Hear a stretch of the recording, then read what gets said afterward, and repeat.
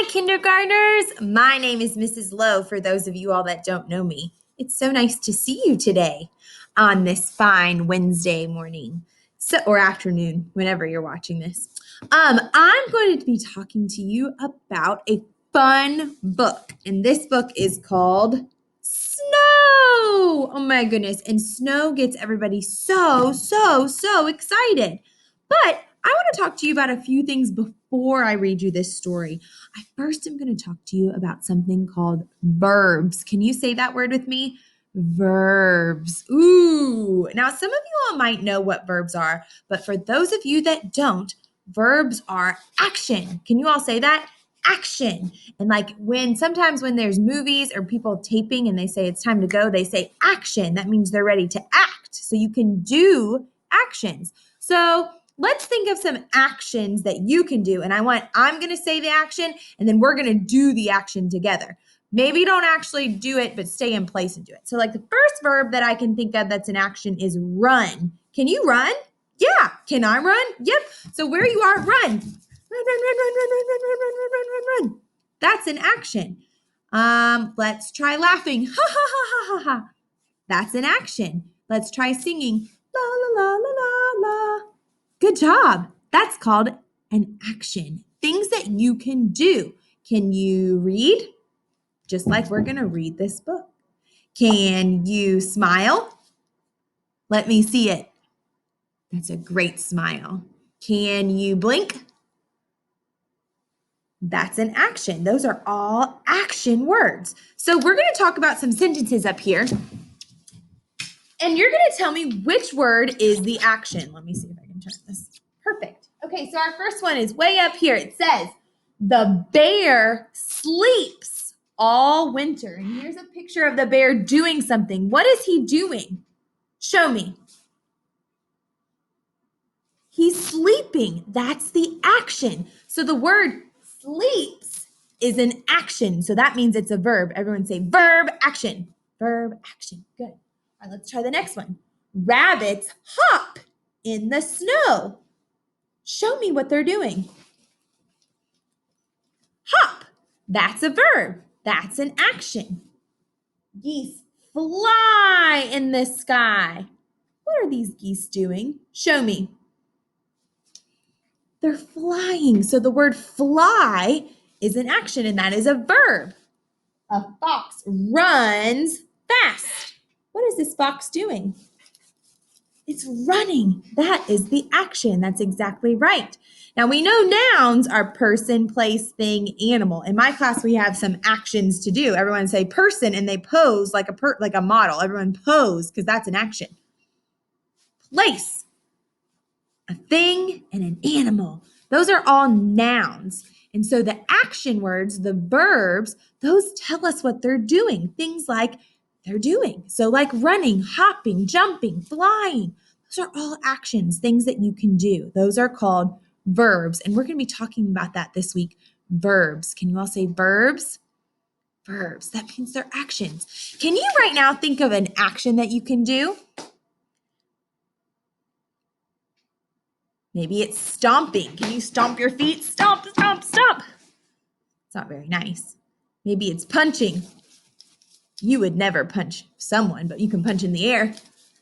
Punching, that's good. That's an action. Maybe it's maybe it's jumping, like you're doing jumping jacks. Or I know people in my class, we love to squat. So can you do a couple squats? Oh, yeah. Or maybe some push-ups. You're working out. Those are all actions. So pushing, jumping, running, squatting, those are all actions. Good job, guys. So we're going to be talking about action verbs. We also are going to be talking about 2 new sight words, which I know Miss Goman went over earlier in the week, but I'm going to show you them also. You will see this word in our big book. What word is this word, everybody? My. Good job. My. Now, you can't really sound that one out, so you just have to remember that in your brain. So everybody say my and put it in your brain. My, put it in your brain. Now, in my class, I just used that in a sentence. In my class, we like to clap these words, and we clap them and cheer them based off where they are written. So when we write this word my, we have the M that touches that fence. Do you see how when you write a lowercase m, it touches that fence? It doesn't go all the way up to the ceiling when you write it. It just touches that fence. So when you clap that right by your fence, right by your belly button. So can you clap right by your belly button and say M? M. Perfect. And then we have the sight word, or the letter Y.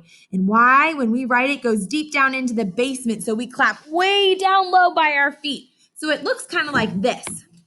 M-Y, M-Y, my. And the reason we clap those is because the M, when we write it at the fence right by our belly button.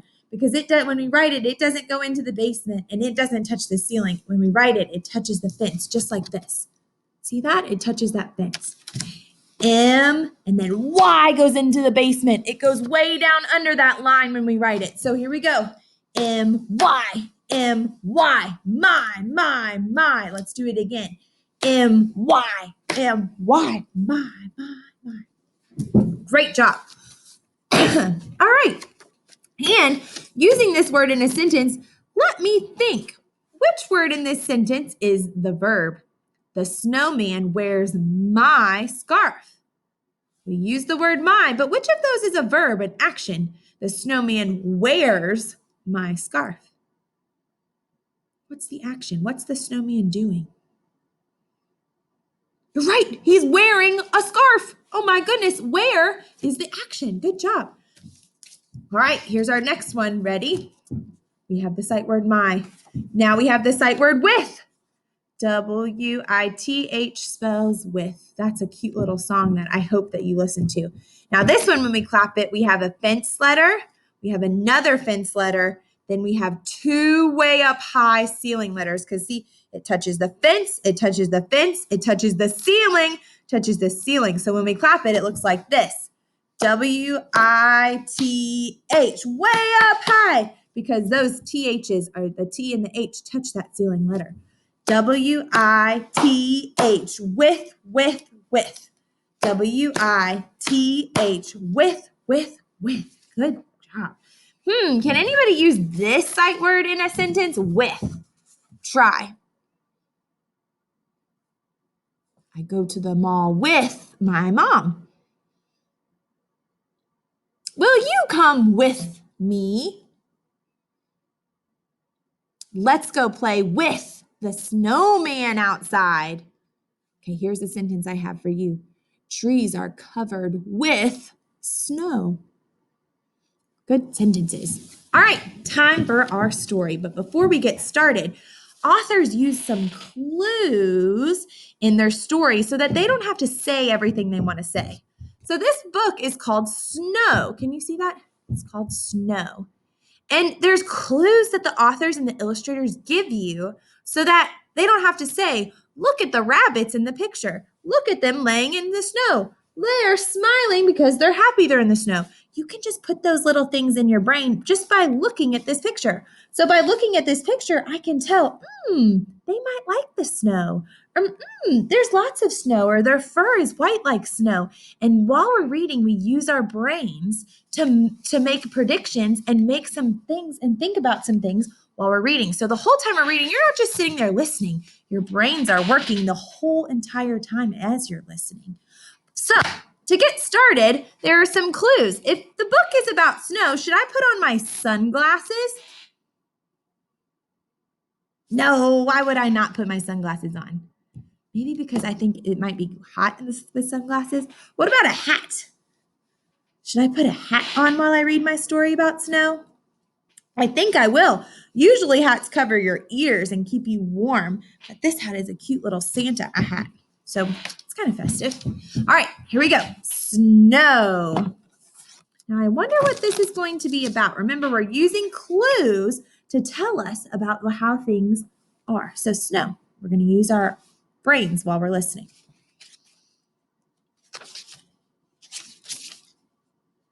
Owl ruffled her feathers. She kind of shook. The snow is coming, she said wisely. I know snow.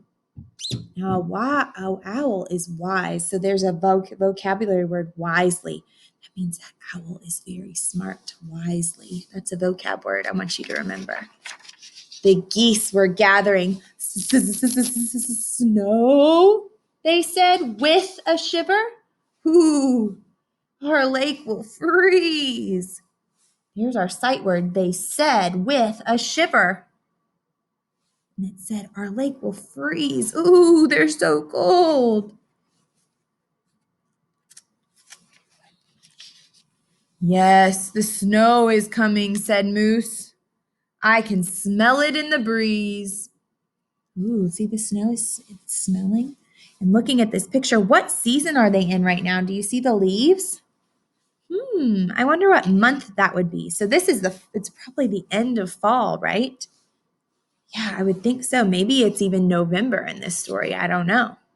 Is November in the fall? Yeah. Ah, snow. Bear yawned. Whew, time for me to be sleeping. So what does the bear do when it's time to snow? Bears go to sleep. So we had a couple different animals we can compare. We had the owl that knows when the snow is coming because she's so wise. We had the geese that they could feel it and they started shivering and getting cold. So they're going to fly south for the winter when it gets cold. We had a moose that smelled the breeze of the snow. And now we had a bear that's about to fall asleep and hibernate for the winter when the snow comes. Hare snuggled her bunnies. A hare is a type of rabbit. Winter brings snow, my honeys, and our white coats. There's our sight word, my. Winter brings snow, my honeys, and our white coats. Oh, snow, said Fox. Those clouds are full of snow. And then it snowed. White snowflakes swirled in the sky, some very big, some very small, all very gentle, so pretty. So some of this story is fantasy, which means it couldn't happen in real life. So like the animals that talked and said some things, that's not real life because they can't talk. So that's not real.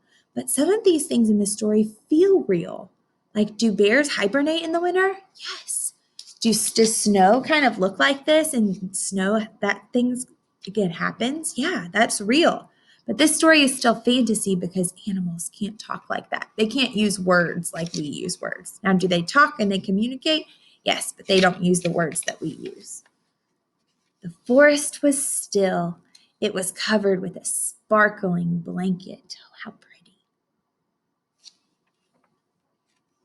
My fur looks like fire, bristled Fox.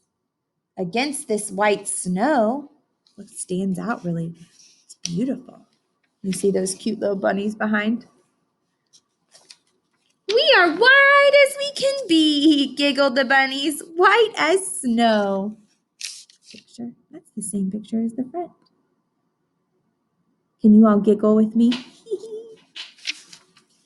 Snow, snow, so sleepy, mumbled Bear as he drifted into his dreams. I love the crisp air, sniffed Moose. Can y'all sniff with me? Just after it snows. Look how happy he is. South! We'll fly south! Honked the geese.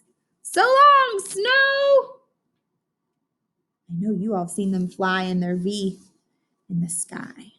See, that's something that's realistic. This is still a fantasy story because they say, south, we'll fly south. Do they actually say that?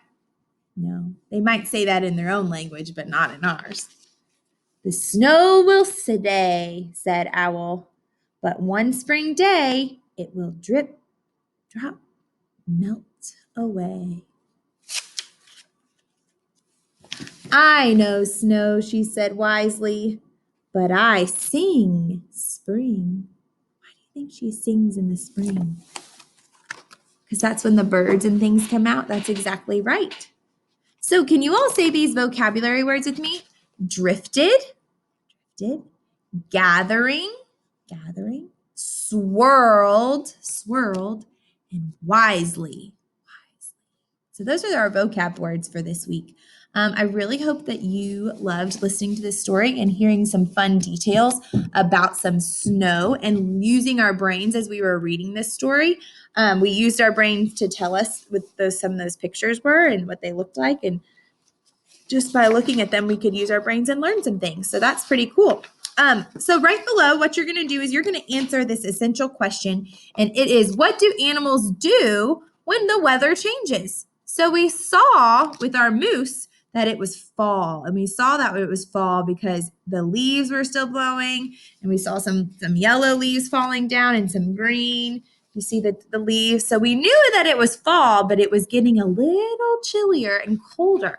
So what did some of these animals do when the weather changes?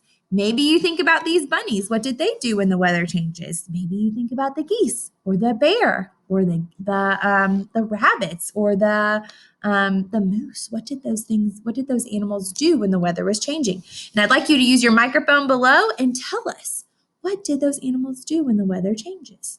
I can't wait to hear. I hope you liked your story. I'll talk to you soon, kindergartners. Make sure you're working hard. Bye.